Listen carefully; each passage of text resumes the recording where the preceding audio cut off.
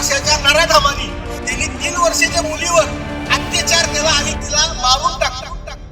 नसरापूरमध्ये 4 वर्षाच्या मुलीसोबत जे घडलं ते काळीच पिळवटून टाकणारं होतं।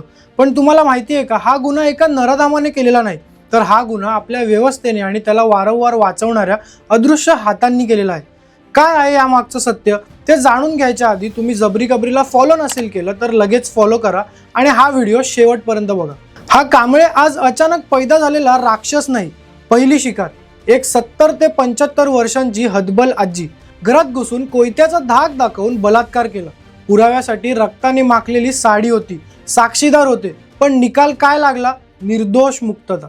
कारण म्हणे जमिनी विकून यंत्रणा विकत घेतली गेली। दुसरी शिकार, स्वतःची सख्खी पुतणी टीव्ही चालू करण्याच्या बहाण्याने बोलवून तिला संपवण्याचा प्रयत्न केला।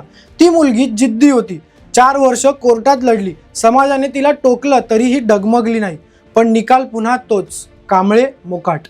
या प्रकरणात पुतणीने जमिनीच्या भांडणातून खोटी केस केल्याचं कांबळेच्या बायकोने पोलिसांना सांगितलं। पुतणी आणि तिच्या घरच्यांनी स्ट्रॉंग ऍक्शन घेतल्याने कांबळे त्या भागात पुन्हा फिरकला नाही। पुण्यात येरवाड्यात पण कांबळेने एका स्त्रीवर जबरदस्ती करण्याचा प्रयत्न केल्याची पुतणी सांगते।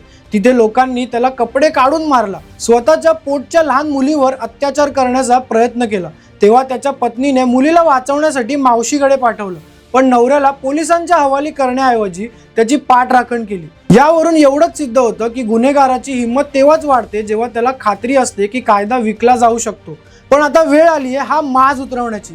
पोलीस, न्यायालय आणि समाज म्हणून आपण कुठे चुकलो याचा विचार करण्याची हीच वेळ आहे।